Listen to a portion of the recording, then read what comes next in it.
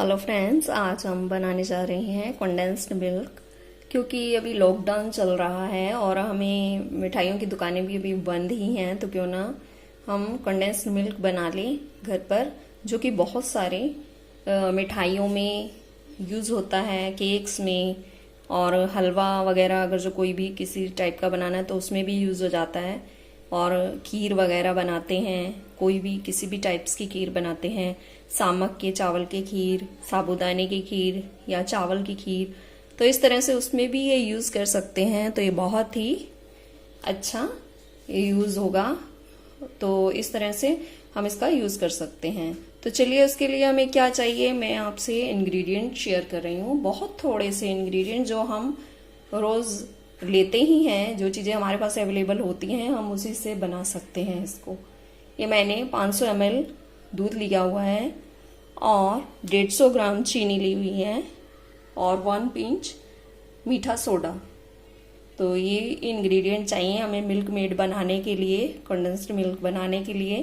तो चलिए, सबसे पहले हम इसको दूध को बॉईल करते हैं। ये देखिए, मैं दूध को बॉईल कर रही हूँ, साथ में ही हम इसमें चीनी मिला सकते हैं या एक उबाल आने के बाद भी मिला सकते हैं। मैं साथ में ही इसमें चीनी मिला रही हूँ और इसको उबाल आने के बाद मीडियम आंच पर मैं इसको चलाते हुए पकाती रहूँगी जब तक ये गाढ़ा ना हो जाए। इसमें हमें 20-25 मिनट लग जाएंगे इजीली। देखिए, हमारा दूध उबल रहा है और अब हम इसको कंटिन्यूसली चलाते रहेंगे, और ये ताकि नीचे ना लगे। इसको इस तरह से हम पकाते रहेंगे नीचे तक लगा के इसको, स्पून को। चाहे तो आप अपनी गैस स्टोव की आंच को, अगर जो आप जिस तरीके से संभाल सकते हो, मीडियम आंच पे या स्लो पे, उस तरह से आप चला सकते हो इसको। इसका यही है कि आपको इसको कंटिन्यूसली चलाते रहना है, इसको नीचे नहीं लगने देना, अदरवाइज इसका टेस्ट खराब आएगा। तो इस तरह से आप इसको चलाते रहिए। देखिए फ्रेंड्स, मुझे 15 मिनट हो गए हैं अभी दूध को बॉईल करते हुए, और 15 मिनट मुझे और लगने वाले हैं। देखिए,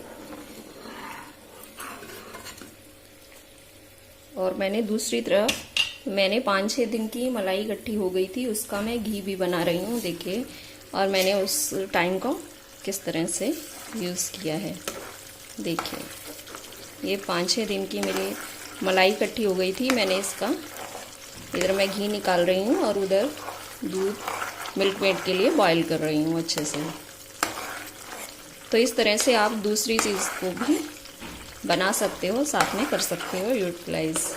आपको टाइम का भी पता नहीं चलेगा। इसमें भी मुझे अभी 4-5 मिनट लगने वाले हैं। देखिए, ये हमारा घी भी बन गया है और अब मैं इसको छलनी से छानकर अलग कर लूँगी। मैंने कुछ भी नहीं किया है, इसको कढ़ाई में रखा है और चलाती रही हूँ, और ये देखिए सेपरेट हो गया है ये। अब हम इसको अलग कर लेंगे छलनी से छानकर। और इधर देखिए, ये भी हमारा कंडेंस्ड मिल्क भी इतना गाढ़ा हो चुका है, और थोड़ा सा और 2-3 मिनट अभी हम इसको और पकाएंगे बस। ये देखिए, अभी कितना अच्छा हो गया है, और इसको हम लगातार चलाते रहे हैं। देखिए, और अब हम इसमें मीठा सोडा डाल देंगे 1 पिंच। इतना मीठा सोडा हम डालेंगे इसमें और इसको अच्छे से चला लेंगे। इसको 1-2 मिनट और पका के गैस की फ्लेम को बंद कर देंगे। देखिए फ्रेंड्स, हमारा मिल्क मेड बनकर कितना अच्छा बाजार जैसा बनके तैयार हुआ है, और आप इसको यूज़ कर सकते हैं केक में, केक रेसिपी के लिए, और खीर वगैरह के लिए, और कुल्फ़ी वगैरह में, और बहुत सी हलवा वगैरह हर आइटम में आप इसको यूज़ कर सकते हो। कोई स्वीट डिश में, रसगुल्ले वगैरह में यूज़ कर सकते हो। बहुत सी चीज़ें ऐसी हैं जो इनमें आप इसको यूज़ कर सकते हो। तो फ्रेंड्स, आप इस लॉकडाउन में इस तरह से ये बनाकर कई चीज़ें इससे तैयार कर सकते हो, और वैसे भी ये खाने में यम्मी लगता है। आप इसको ऐसे भी खा सकते हो।